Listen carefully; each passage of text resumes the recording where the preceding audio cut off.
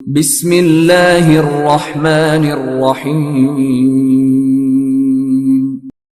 اقرأ باسم ربک الذی خلق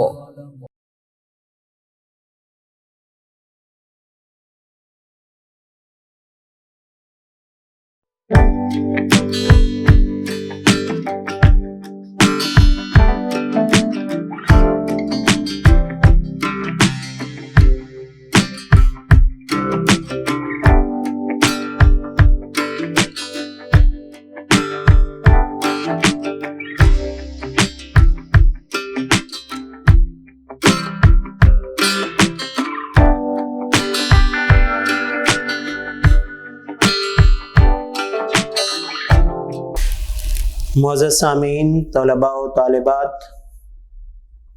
ورک فار ڈے 3 کے لیے آج کا ہمارا کویسچن ہے، بر صغیر پاک و ہند کی برطانوی انتظامیہ میں مقامی آبادی کو شامل کرنے کے لیے ابتدائی کوششیں۔ جیسا کہ ہم بات کر رہے تھے کہ مسلمان بر صغیر پر 712 سے لے کر 1857 تک تقریباً 1000 سال سے زیادہ، 1100 کے لگ بھگ سال حکومت کرتے رہے۔ اب اس حکومت میں مسلمانوں نے مختلف ادوار کو دیکھا، کئی عروج و زوال کو دیکھا، لیکن ایٹ دی اینڈ جنگ آزادی کے وقت حکومت مسلمانوں کے پاس تھی، جو کہ ہم نے ڈے 1 میں بیٹا ذکر کیا تھا کہ اس وقت مسلمانوں کا مغلیہ خاندان کا آخری چشم و چراغ، آخری حکمران بہادر شاہ ظفر تھا۔ لہذا انگریزوں کے خلاف جو قوم کھڑی تھی وہ کون تھے؟ مسلمان۔ جب مسلمانوں کو انہوں نے اپنے مخالف دیکھا تو انہوں نے زیادہ تر جو پابندیاں عائد کی وہ بھی مسلمانوں پر عائد کی تھی، کیونکہ مسلم حکومت نے ان کا مقابلہ کیا تھا۔ لہذا حالانکہ اس مسلم حکومت میں ہندو بھی شامل تھے، سکھ بھی شامل تھے جو انگریزوں کے سامنے کھڑے تھے، لیکن کیونکہ حکمرانی مسلمانوں کے پاس تھی تو انگریز سب سے بڑا دشمن مسلمانوں کو اپنا سمجھتے تھے۔ اسی لیے انگریزوں کا مسلمانوں کے ساتھ رویہ بہت ہی ناگوار قسم کا تھا، برا سلوک کرنے لگے جب انہوں نے یہاں پہ قبضہ کر لیا۔ بہادر شاہ ظفر کو انہوں نے جیل میں ڈال دیا، جہاں انہوں نے اپنی زندگی کے آخری ایام گزارے۔ اسی طرح باقی جو مسلمان تھے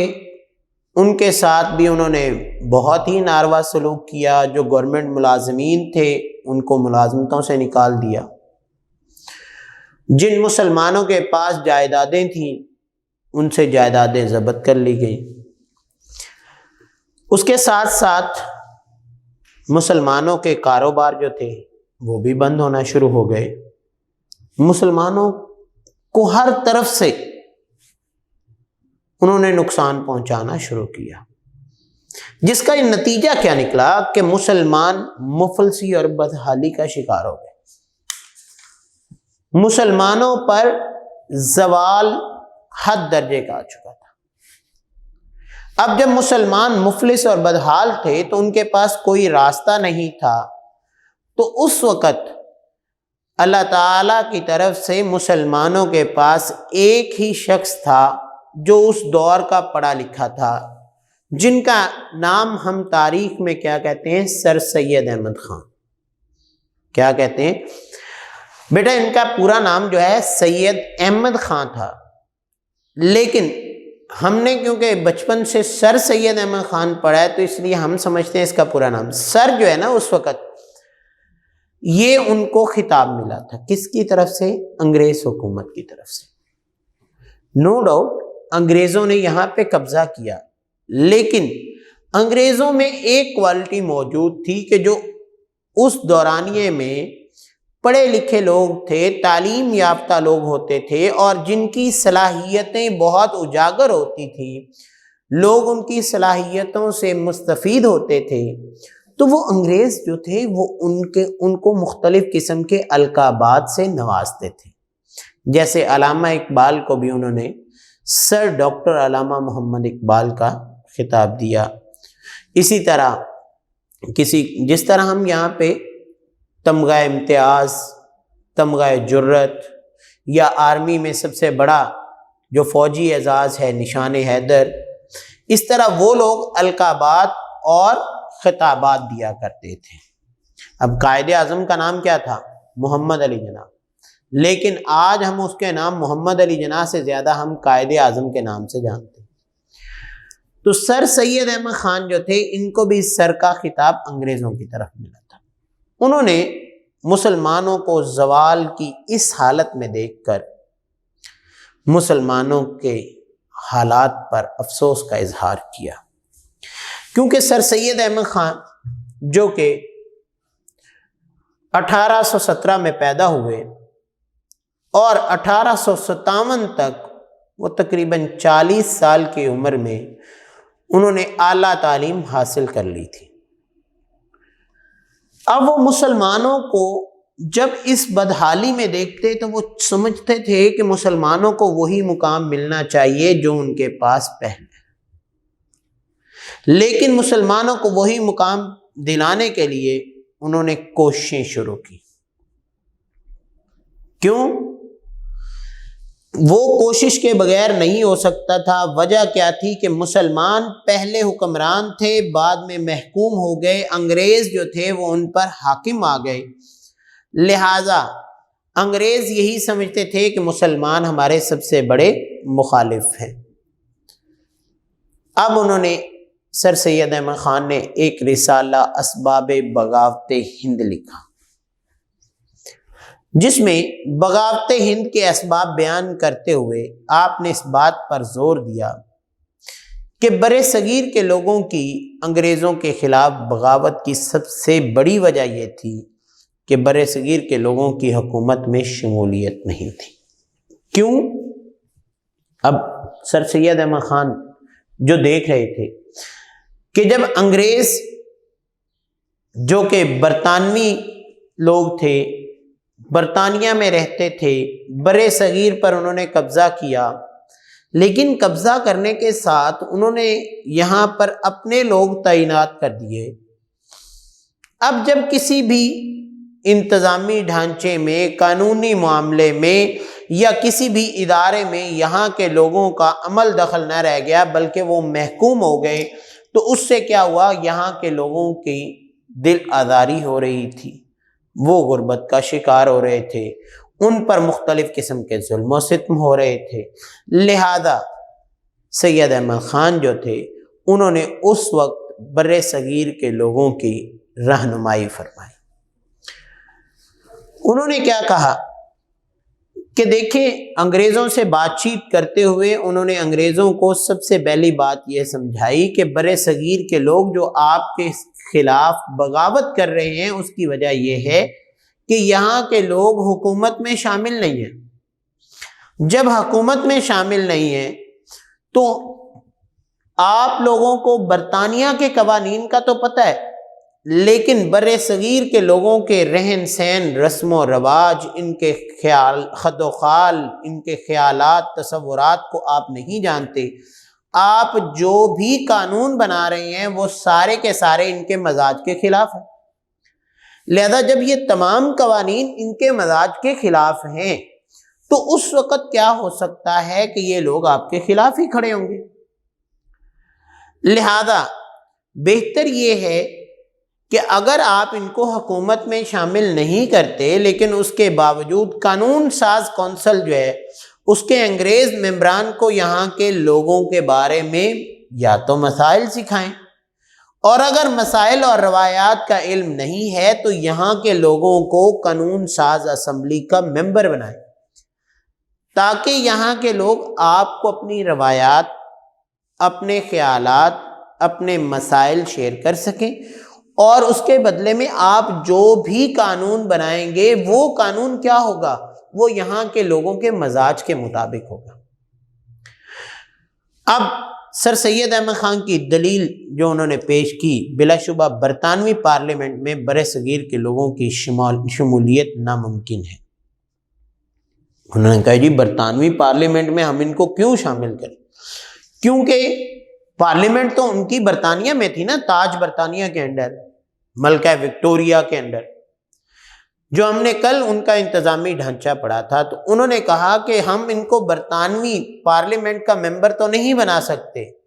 ہاں سر سید احمد خان کی اس بات پر ہم غور کر سکتے ہیں کہ جو بر صغیر میں ہم نے اپنے وائسرائے اور وزیر امور ہند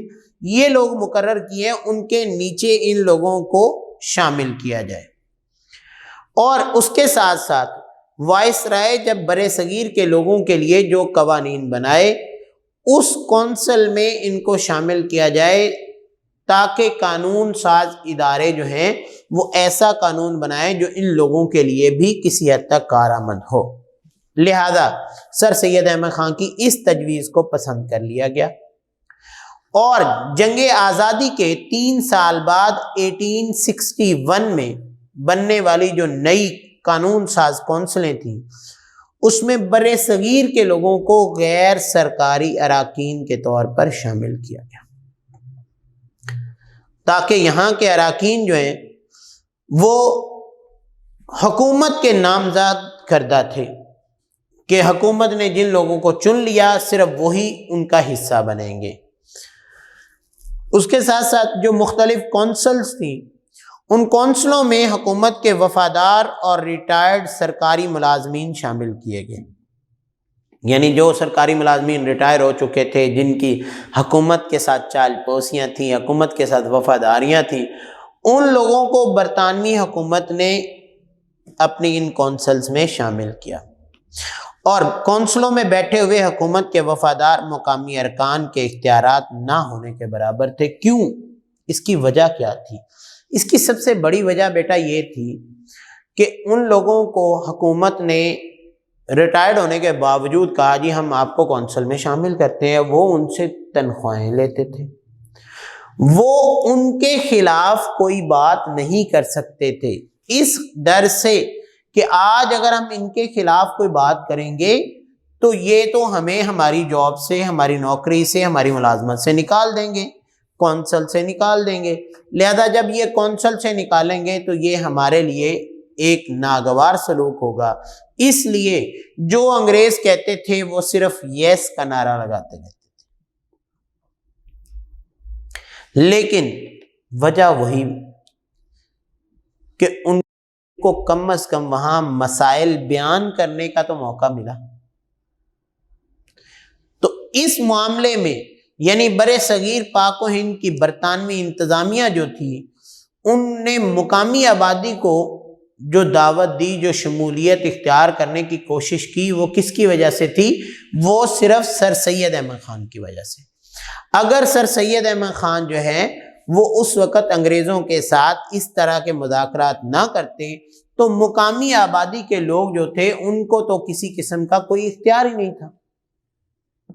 اور اگر ان کے پاس کوئی اختیار نہیں تھا تو وہ یہاں کے لوگوں کے حقوق کے بارے میں کسی قسم کی بھی کوئی بات نہیں کر سکتے تھے۔ لہذا سر سید احمد خان جو تھے ان کی علمی اور قلمی کاوشوں سے بر صغیر کے لوگوں کو برطانوی ہند کا حصہ بنایا گیا، اور برطانوی ہند جو ہے انتظامیہ جو ہے ان کو یہ کہا گیا کہ آپ ان حصوں پر اگر قابض رہنا چاہتے ہیں تو آپ کے لیے لازم ہے کہ آپ یہاں کے لوگوں کو اپنے ساتھ ملائیں، اگر نہیں ملائیں گے تو یہاں کے لوگ آپ کے خلاف آواز اٹھاتے رہیں گے، اور آپ کا بر صغیر میں زیادہ دیر تک رکنا ممکن نہیں ہوگا۔ کیونکہ یہ عام سی بات ہے کہ کہیں بھی انسانی مزاج کے خلاف کوئی بھی بات ہو، کوئی جتنا مرضی کمزور ہو اس کی برداشت کی ایک حد ہوتی ہے، اس لمٹ تک تو وہ برداشت کر سکتا ہے، اس کے بعد کیا ہوتا ہے وہ اس کے خلاف بغاوت کر دیتا ہے، اس کے خلاف آواز اٹھا دیتا ہے۔ یہی سر سید احمد خان نے انگریزوں کو بات سکھائی کہ ٹھیک ہے آپ نے بر صغیر پر قبضہ کر لیا ہے، یہاں کے لوگ آپ کے محکوم ہو چکے ہیں، لیکن سب سے بڑی بات یہ سمجھیں کہ یہاں کے لوگ تب تک آپ کی بات کو ایکسیپٹ کرتے رہیں گے، قبول کرتے رہیں گے جب تک ان کے حقوق ان کو ملیں گے۔ اگر ان کے حقوق ان کو نہ ملے، ان کو زیادہ دبایا گیا، ان پر تشدد کیا گیا، یا ان کو ایسے معاملات کی طرف دھکیل دیا گیا کہ یہ لوگ جو ہیں وہ آپ کے خلاف آواز اٹھانے لگے، تو مختلف قسم کی تحریکیں چلیں گی۔ اب انگریز جنہوں نے 250 سال انتظار کیا تھا، جب ان کو اقتدار ملا تو اقتدار ملنے کے ساتھ جو چیزیں انہیں بر صغیر سے چاہیے تھیں وہ تو انہوں نے حاصل کر لی، لہذا وہ یہ چیز بھانپنا شروع ہو گئے کہ ہم بر صغیر پر زیادہ دیر تک حاکم نہیں رہ سکتے۔ اس کی سب سے بڑی وجہ یہ بھی تھی کہ یہاں کوئی ایک قوم آباد نہیں تھی، یہاں ہندو سب سے بڑی تعداد میں تھے، اس کے بعد مسلمان تھے، اس کے بعد سکھ، عیسائی، فارسی، مختلف قسم کی یہاں پہ قومیں آباد تھیں، لہذا تمام اکثریتیں اور اقلیتیں انگریزوں کے سامنے لڑنے کو تیار تھیں۔ لیکن اس لڑنے میں تھوڑا سا معاملہ جو ہندوؤں نے کیا کہ ہندوؤں نے انگریزوں کا ساتھ دینا شروع کر دیا کہ انگریز اس وقت مسلمانوں کے ساتھ برا سلوک کر رہے ہیں اور انگریز جو ہے وہ مسلمانوں کے خلاف بات کر رہے ہیں، لہذا مسلمان پہلے ہمارے ہندوؤں پر کتنے سو سالوں تک حاکم رہے ہیں، اب ہم کیا کرتے ہیں، ہم انگریزوں کے ساتھ ملتے ہیں اور اس کے بعد ہندو جو ہیں وہ ہندوستان کے سب سے بڑے لیڈر بن جائیں گے، ہندوستان کے جو رہنما ہیں، حکومتیں ہیں، وہ ساری ہندوؤں کے قبضے میں آ جائیں گی۔ اس لیے ہندوؤں نے انگریزوں کا ساتھ دینا شروع کیا اور مسلمانوں پر انہوں نے طرح طرح کے مظالم ڈھانا شروع کیے،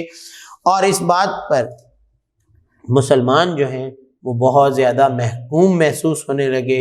اور جب وہ اپنے آپ کو محکوم سمجھنے لگے تو وہ بدحالی اور مفلسی کا شکار ہو گئے۔ اس وقت مسلمانوں کے پاس صرف ایک ہی راستہ تھا اور وہ تھا سر سید احمد خان کا،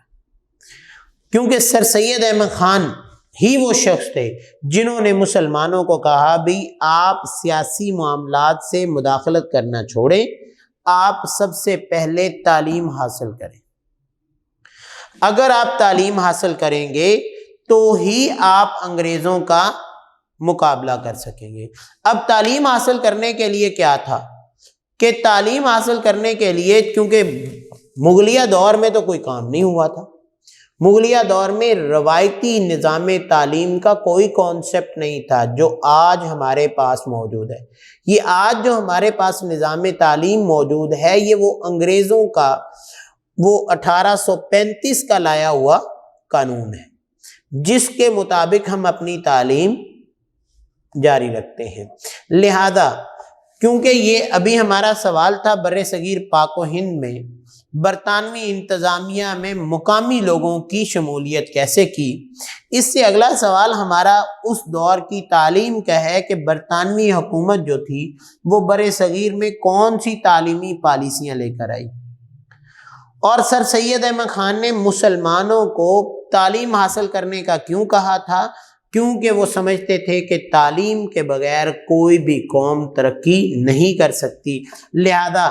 سر سید احمد خان چاہتے تھے کہ مسلمان جو ہیں وہ تعلیم حاصل کریں، اور اگر یہ تعلیم حاصل کرتے ہیں تو آنے والے دور میں یہ انگریزوں کا مقابلہ کر پائیں گے، ورنہ یہ پستی اور بدحالی کا ہی شکار رہیں گے۔ آج کا یہ کویسچن جو ہے بہت پس منظر کے لحاظ سے امپورٹنٹ ہے کہ بر صغیر پاک و ہند میں برطانیہ نے جب اپنی انتظامیہ میں یہاں کے لوگوں کو شامل کیا تو ان کا سب سے بنیادی سبب کون بنے؟ سر سید احمد خان، اور جو انہوں نے رسالہ لکھا اسباب بغاوت ہند، جس کو انگریزوں نے ایک ایسی تحریر سمجھا جس کے مطابق انہوں نے یہاں کے لوگوں کو شامل کر کے یہاں کے لوگوں کے مسائل کو حل کرنے کی کوشش کی۔ تو بیٹا ورک فار ڈے 3 کے لیے اجازت چاہتا ہوں۔ اللہ حافظ، ملاقات ہوگی اگلے ڈے میں۔ آج کے لیے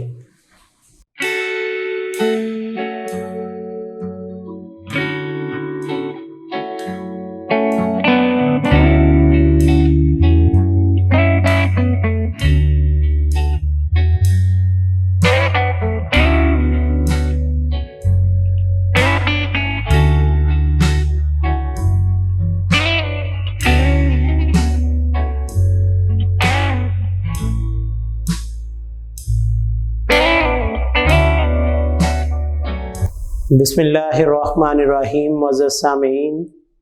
طلباء و طالبات، ورک فار ڈے 4 میں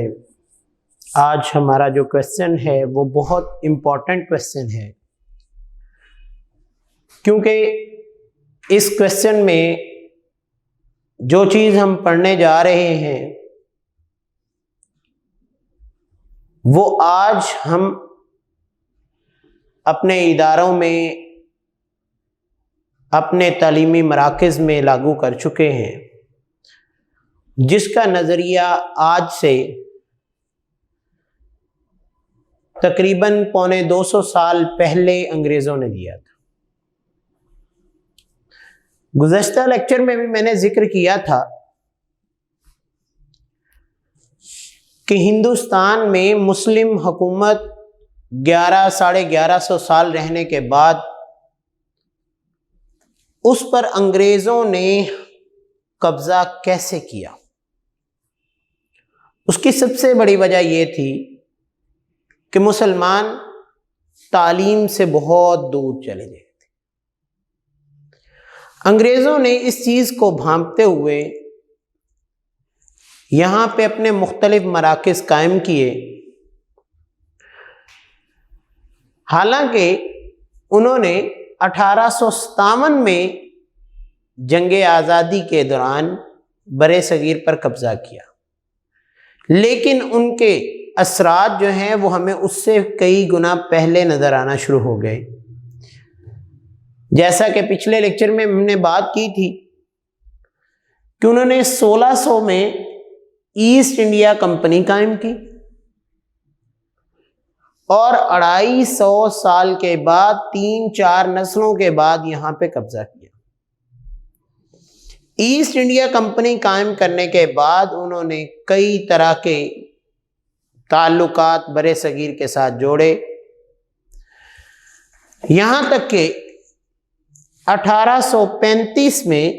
یعنی 1800 کے بعد وہ مغلیہ حکمرانوں کے انتظامی امور کو بھی سمجھ چکے تھے، ان کے انتظامی کاموں کے بارے میں بھی جان چکے تھے، اور وہ ان کی پاور کے بارے میں بھی جان چکے تھے کہ اس وقت جو ہے وہ مغلوں کی طاقت کتنی ہے۔ لہذا مغلوں کی طاقت کو جانتے ہوئے انہوں نے پھر 1857 میں یہاں قبضہ کیا۔ تو آج کا جو ہمارا کویسچن ہے یہ ہے لارڈ میکالے کا نظریہ، یعنی برطانوی حکومت نے جو تعلیمی پالیسی اپنائی اس کا سب سے پہلا تصور ہمیں لارڈ میکالے نے دیا۔ میں یہاں تعارف کرواتا چلوں کہ لارڈ میکالے کون تھا۔ لارڈ میکالے، جس کا تعلق برطانیہ سے تھا، وہ ایک ہسٹورین تھا، اور اس کے ساتھ ساتھ وہ ایک پولیٹیشین بھی تھا، یعنی تاریخ دان اور سیاست دان ہونے کے ساتھ اس کے ذہن میں یہ دونوں باتیں تھیں کہ اگر ہم تعلیم کو ان لوگوں کے لیے اپلائی کرتے ہیں اور ان لوگوں کو یہ بات سمجھاتے ہیں کہ جو چیز تمہارے پاس ہے یہ اتنی کارآمد نہیں ہے، اس کی بجائے جو چیزیں ہم تمہیں دے رہے ہیں یہ بہت امپورٹنٹ ہیں،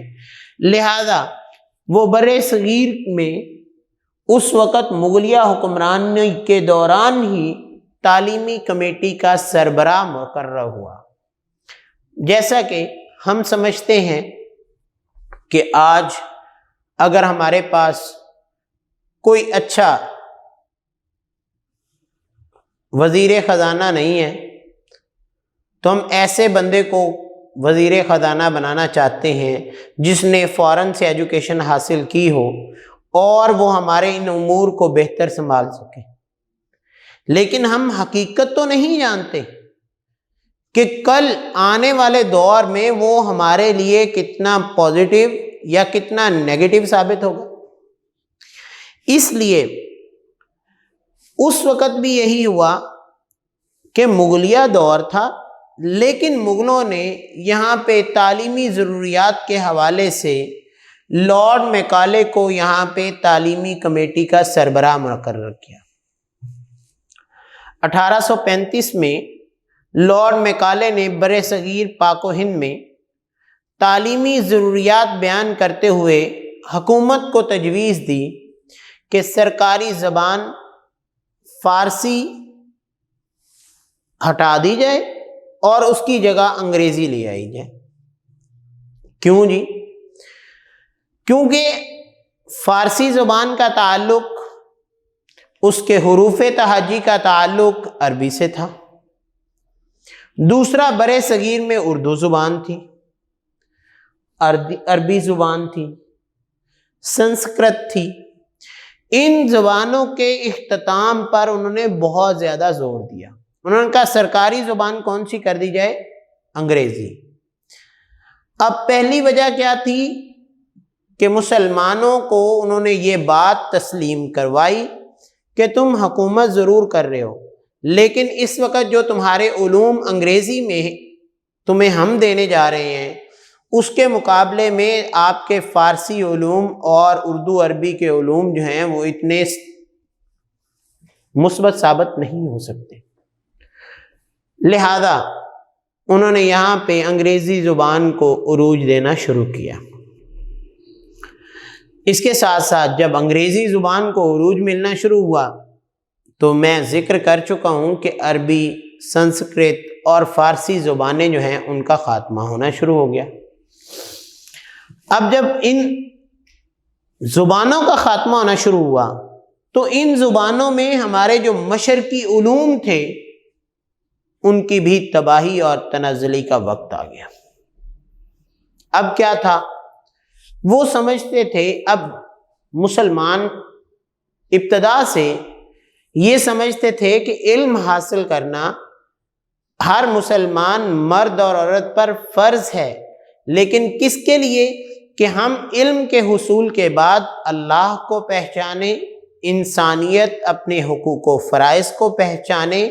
اپنی ذمہ داریوں کے بارے میں ہم جان سکیں کہ ہم دنیا میں رہتے ہوئے کون کون سی ذمہ داریاں ہم پہ عائد ہوتی ہیں۔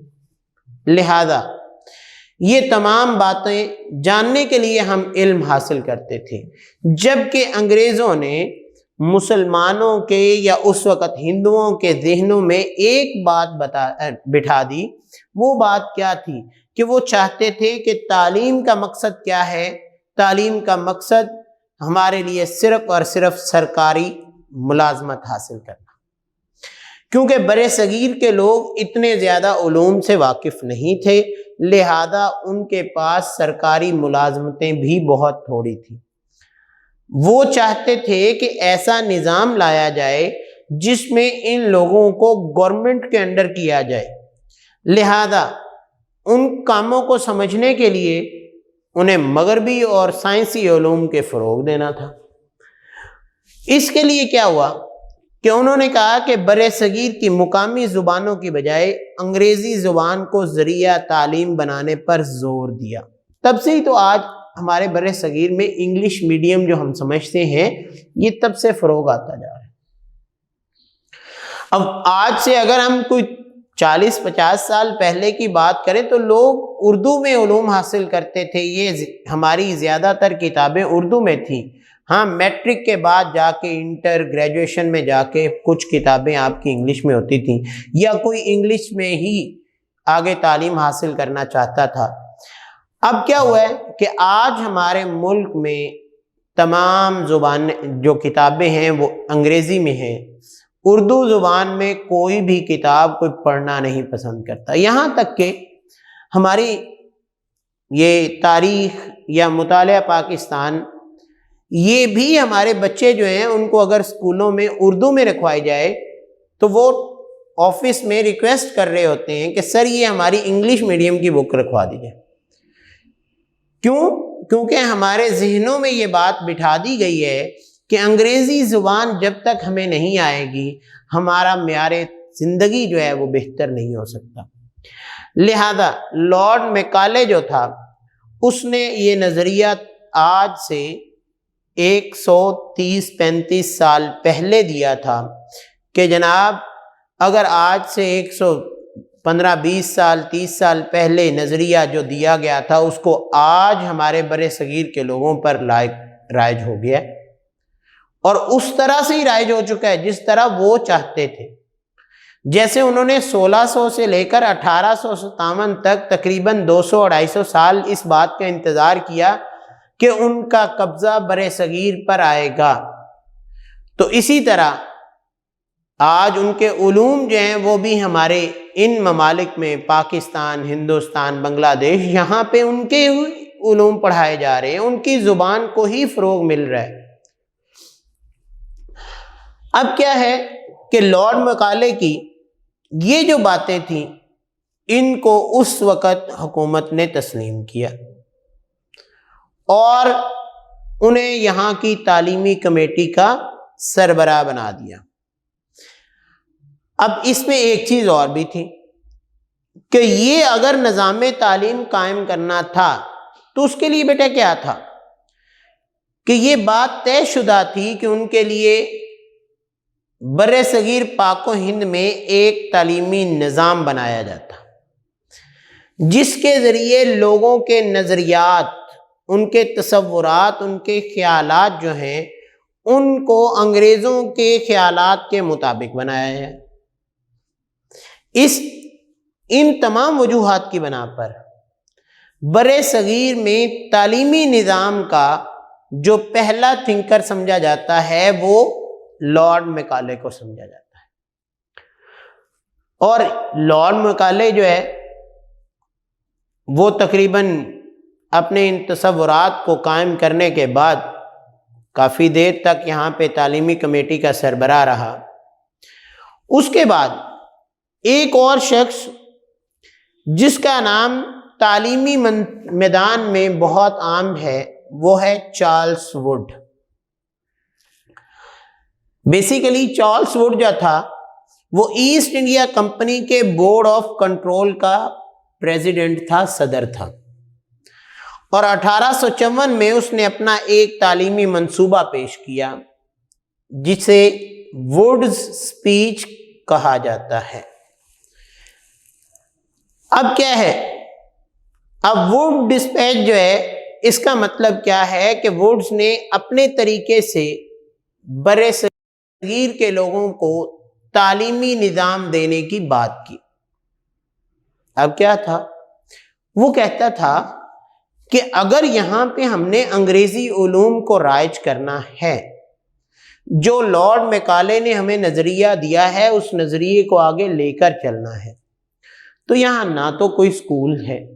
نہ کوئی کالج ہے، نہ کوئی یونیورسٹی ہے، تو کیا کیا جائے؟ کیونکہ اس وقت مسلمان جو تھے اور ہندو اور دوسرے مذاہب کے لوگ وہ اپنے مذہبی مقامات یعنی جو ہماری عبادت گاہیں تھیں وہاں پر صرف مذہبی علوم حاصل کرتے تھے۔ مسلمان قرآن مجید کی تعلیم حاصل کرتے تھے، اس کا ناظرہ اور حفظ کرتے تھے، اسی طرح احادیث کی تعلیم حاصل کرتے تھے، ہندو اپنی کتابوں کی اپنے مندروں میں جا کے تعلیم حاصل کرتے تھے، اس طرح سکھ جو ہیں وہ اپنے گردوارے میں جا کے اپنی تعلیم حاصل، یعنی مذاہب کے لوگ جو ہیں اپنی عبادت گاہوں میں جاتے اور وہاں پر اپنی تعلیم کا حصول رکھتے تھے، جبکہ مسلمان مساجد میں جاتے اور وہاں پہ قرآن مجید اور احادیث کا علوم حاصل کرتے تھے۔ چارلس ووڈ نے کہا کہ سب سے پہلے تو یہ ہے کہ بر صغیر کے ہر صوبے میں محکمہ تعلیم کیا کرے کہ وہ ایک گورنمنٹ کالج اور ایک ماڈل ہائی اسکول بنائے۔ اب ماڈل ہائی اسکول کیا تھا کہ ہائی اسکول میں چھوٹے بچے جو ہیں وہ تعلیم حاصل کریں اور انہی بچوں کو ایک خاص سٹینڈرڈ کے بعد گورنمنٹ کالج میں بھیج دیا جائے۔ جس طرح اب چارلس ووڈ کا یہ 1854 میں پیش کیا گیا منصوبہ، اس کو کرتے کرتے وقتاً فوقتاً کوئی 15-20 سال میں انہوں نے اپلائی کر دیا۔ یہ اسی دور کے مختلف سکول جو ہیں یہ تعمیر کر دیں۔ آپ کا لور مال سینٹرل ماڈل سکول جو ہے یہ انگریزوں کے اسی دور میں بنا، اس کے سامنے گورنمنٹ کالج جو ہے یہ 1878 میں بنایا گیا۔ تو یہ کیا ہے کہ یہ انگریزوں نے اس وقت برِ صغیر کے لوگوں کی جو ذہنی اور تعلیمی کمی جو تھی اس کو اپنے طریقے سے چلانے کے لیے انہوں نے مختلف نظام پیش کیے۔ تو پہلا کیا تھا، چارلس ووڈ نے کہا بھی آپ ایسے کہتے رہیں گے کہ جناب یہاں آپ انگریزی رائج کریں تو کیسے کر سکیں گے؟ اس کے لیے کیا ہے، باقاعدہ ایک روایتی نظام بنایا جائے۔ روایتی نظام میں کیا ہے کہ بچہ جس طرح مسجد میں جاتا ہے دینی علوم کے لیے اس طرح وہ اسکول میں جائے گا، وہاں پہ باقاعدہ جو آج ہمارا نظام چل رہا ہے کہ اس کا ایک خاص وقت ہوگا، اس خاص دورانیے میں اس کو دینی علوم کے علاوہ جو دنیاوی یعنی روایتی علوم ہیں جن میں انگریزی زبان کو وہ زیادہ فروغ دینا چاہ رہے تھے وہ سکھائے جائیں گے۔ اس کے بعد بچہ جب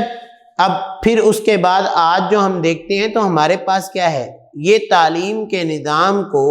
پرائیویٹ سیکٹر میں تو اکٹھا رکھا گیا، جبکہ گورنمنٹ سیکٹر میں مختلف درجات دیے گئے۔ کون کون سا ہے؟ پہلا ہے پرائمری حصہ کہ جس میں بچہ پلے گروپ سے لے کر اس کے 5ویں کلاس تک پڑھتا ہے۔ آج اس کو بھی 2 حصوں میں تقسیم کر دیا گیا ہے۔ کیوں؟ اس میں جو ہے ہماری مونٹی سوری جو ہے وہ الگ کر دی گئی اور اس کے علاوہ ہماری کلاسز الگ کر دی گئی۔ اس کے بعد آ جاتا ہے ہمارا مڈل سکول۔ اب بڑے شہروں میں مڈل سکول جو ہیں اور ان کے ساتھ ساتھ ہائی سکول، مڈل سکولز میں 6, 7 اور 8 تک کلاسز ہوتی تھیں، جبکہ کئی چھوٹے جو قصبے اور شہر ہیں وہاں پہ جو سکول بنائے گئے وہاں 1 کلاس سے لے کر 8 کلاس تک کلاسز ہوتی ہیں، اور اس کو کیا کہا جاتا ہے، گورنمنٹ مڈل سکول۔ کچھ سکول ہیں جن میں ہائی کلاس ہوتی ہے۔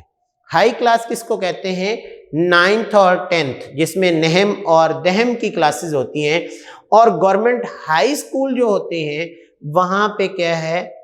وہاں پہ 9th اور 10th کی کلاسز ہوتی ہیں۔ اب اس کے بعد اگلا درجہ کیا آ جاتا ہے، higher secondary school. Higher secondary school کون سے ہوتے ہیں؟ جن میں انٹر کی کلاس کو شامل کیا جائے۔ اب بہت سے ہمارے سکولز ایسے ہیں جہاں میٹرک اور انٹر دونوں کلاسز ہوتی ہیں، ان کو ہائر سیکنڈری سکول کہا جاتا ہے۔ تو اس کے بعد کیا آ جاتا ہے ہمارا کالج،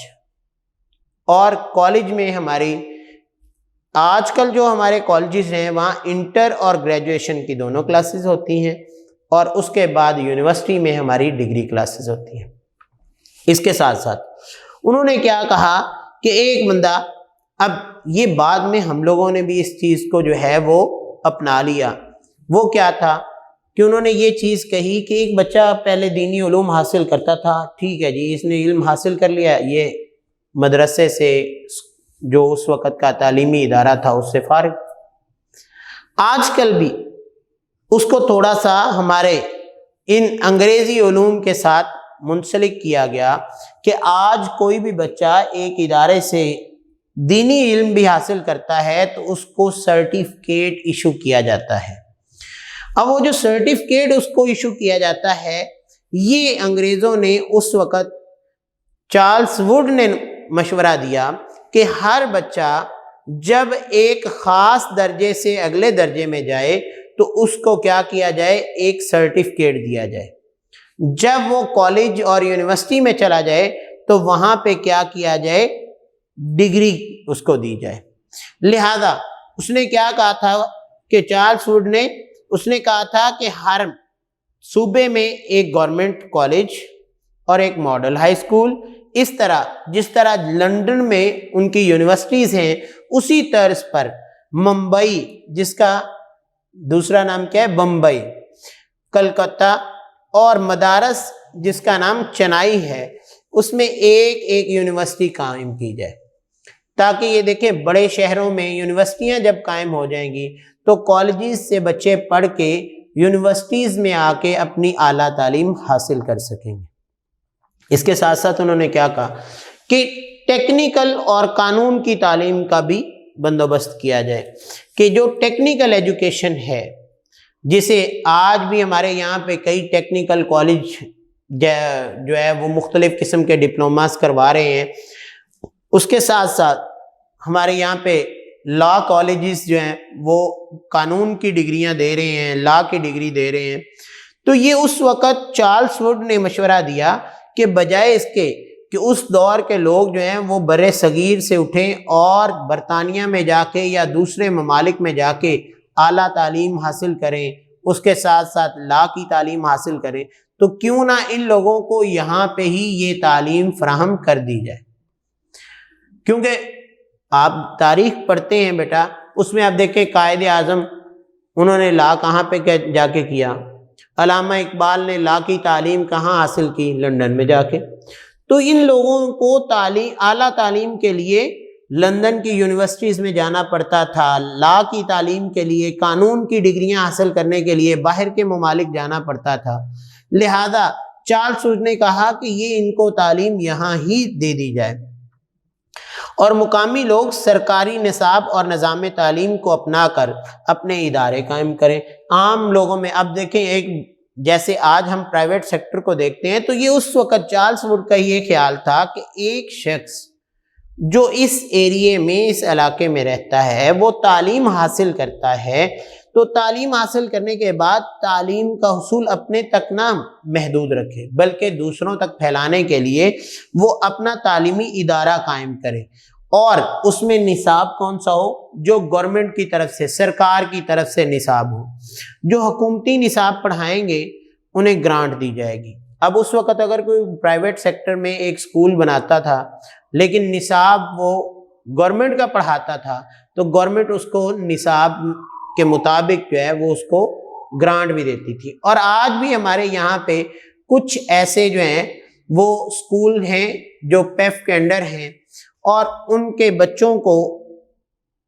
گورنمنٹ جو ہے وہ تمام کتابیں، تمام چیزیں فراہم کرتی ہے، اور ادارے کے سربراہ کو بچوں کی تعداد کے مطابق ایک گرانٹ بھی فراہم کرتی ہے۔ اساتذہ کی تربیت کے ادارے قائم کیے جائیں، جو سب سے امپورٹنٹ تھی۔ کیوں؟ اس وقت پڑھے لکھے لوگ اتنے نہیں تھے، تو چارلس ووڈ نے یہ کہا کہ جو یہاں پہ ٹیچرز رکھے جائیں ان کو، کیونکہ بر صغیر کی یعنی جو مشرقی ہمارے علوم ہیں ان کی تربیت ہے، لہذا وہ یہاں رائج کون سے کرنا چاہتے تھے؟ وہ مغربی علوم۔ لہذا مغربی علوم کو رائج کرنے کے لیے وہ کیا چاہ رہے تھے کہ یہاں کے لوگوں کو ٹرینڈ کیا جائے، ان کو تربیت دی جائے، اور اساتذہ کی تربیت مقامی زبان میں ہو۔ اب مقامی زبان میں جب وہ نہ کرتے تو یہاں کے اساتذہ کچھ سمجھ نہیں سکتے تھے، اور اگر سمجھیں گے نہیں تو وہ طلبہ کو سکھائیں گے کیا؟ لہذا یہ سب سے امپورٹنٹ کام اس وقت کیا گیا۔ اور اس کے ساتھ ساتھ کیونکہ ہمارے یہاں پہ خواتین کی جو تعلیم ہے اس کا اتنا بندوبست نہیں کیا جاتا تھا، وہ صرف ایک جو مذہبی علوم ہیں یعنی قرآن مجید کا ناظرہ پڑھ لینا یا گھر کے کام کاج سیکھنے میں مشغول رہتی تھی۔ انگریزوں نے، چارلس ووڈ نے پہلی دفعہ یہ کہا تھا کہ خواتین کی تعلیم کے لیے بھی گرلز کالجز بنائے جائیں، تاکہ گرلز جو ہیں وہ بھی تعلیم حاصل کریں، اور اگر وہ اعلیٰ تعلیم حاصل کرتی ہیں تو وہ مردوں کے ساتھ برابر کھڑی ہو سکتی ہیں۔ لہذا چارلس ووڈ نے اس وقت عورتوں کی تعلیم پر پہلا یہ مشورہ دیا کہ یہ میٹرک تک تو اپنے علاقائی اسکول جو ہیں یا اپنے ایریے میں جو پیدل ڈسٹنس پر ان کے اسکول ہیں وہاں پہ تعلیم حاصل کر لیتے، لیکن کالج بھیجتے ہوئے والدین جو تھے وہ اس وقت بڑا فیل کرتے تھے، محسوس کرتے تھے کہ بس جی اس کو گھر کے کام کرنے چاہیے، اس کو اعلیٰ تعلیم کی کیا ضرورت ہے۔ لہذا اس نے کیا کہا کہ ان کے لیے کالج قائم کیے جائیں تاکہ یہ تعلیم حاصل کریں، اور اگر خواتین پڑھی لکھی ہوں گی، وہ تربیت یافتہ ہوں گی، تو معاشرہ خود بخود ہی ایک تربیت یافتہ معاشرہ بن جائے گا۔ تو اس لیے یہ کیا تھا، آج کا کویسچن ہم اس لیے امپورٹنٹ سمجھتے ہیں کہ اس میں برطانوی حکومت نے بر صغیر میں مغلیہ حکومت کی موجودگی میں تعلیمی نظام کا اجرا کیا، تعلیمی پالیسیاں دینا شروع کی، اور وقتاً فوقتاً 1835 سے لے کر، حالانکہ انہوں نے قبضہ 1857 میں کیا، لیکن اس سے 22 سال پہلے ہی انہوں نے بر صغیر میں تعلیم کا نظام شروع کیا، اور اس تعلیم کے نظام کا مقصد بھی یہی تھا کہ لوگوں کو ذہنی طور پر بدلنا، لوگوں کے خیالات بدلنا، ان کے نظریات کی جو بنیاد ہے اس کو تبدیل کرنا۔ جب نظریات بدلیں گے تو یقینی بات ہے کہ لوگ ان کے خیالات کے مطابق زندگی گزاریں گے۔ تو آج بھی دیکھیں ہمارے یہاں پہ مختلف علوم بچوں کو سکھائے جاتے ہیں، تو وہ اسی طرز پر سکھائے جا رہے ہیں۔ ہمارے پاس آج جو تعلیمی نظام ہے یہ وہی ہے، بس اس میں ہم تھوڑی سی رد و بدل کر دیتے ہیں۔ باقی جو لارڈ میکالے اور چارلس ووڈ نے یہ دیا تھا کہ جناب آپ بر صغیر میں ایسا نظام چلائیں، ہم وہی نظام چلا رہے ہیں۔ تو بیٹا یہ دو چھوٹے چھوٹے ٹاپکس ہیں لیکن امپورٹنٹ ہیں کہ برطانوی حکومت کی تعلیمی پالیسی کیا تھی، اور اس میں کن دو لوگوں کا سب سے اہم کردار تھا۔ اور آپ نے کیا لکھنا ہے کہ برطانوی حکومت کی تعلیمی پالیسی جو ہے، یہ شارٹ کویسچن میں بھی آپ کو آ سکتا ہے کہ برطانوی حکومت کی تعلیمی پالیسی میں لارڈ میکالے اور چارلس ووڈ جو ہیں ان کا بہت اہم کردار ہے۔ یہ بھی آ سکتا ہے کہ کون سا برطانوی حکمران جو ہے یا برطانوی باشندہ جو ہے وہ سب سے پہلے بر صغیر میں تعلیمی میدان کو لے کر آیا، تعلیمی شعبے کے عروج کے لیے آیا، اور اس کو یہاں کی تعلیمی کمیٹی کا سربراہ بنایا گیا۔ یہ آپ کو ایم سی کیوز میں بھی آ سکتا ہے، تو آپ لکھیں گے لارڈ میکالے، یا آپ کو آ سکتا ہے کہ لارڈ میکالے کا نظریہ کب پیش ہوا، تو آپ کہیں گے 1835 میں۔ اس طرح چارلس ووڈ جو ہے اس کا تعارف اگر پوچھا جائے تو آپ لکھیں گے کہ وہ ایسٹ انڈیا کمپنی کے بورڈ آف کنٹرول کا صدر تھا۔ اس کے ساتھ ساتھ اس نے ایک تعلیمی منصوبہ بھی پیش کیا جسے ووڈز ڈسپیچ کہتے ہیں۔ لہذا اس طریقے سے اس وقت روایتی نظام تعلیم کا آغاز ہوا جو آج ہمارے پاس ہے۔ تو اگر پھر بھی بیٹا آپ کو اس کے پڑھنے میں، اس کی کوئی چیز سمجھنے میں کوئی پرابلم ہو تو آپ ہم سے رابطہ کر سکتے ہیں۔ ورک فار ڈے 4 کے لیے اجازت چاہتا ہوں۔ اللہ حافظ۔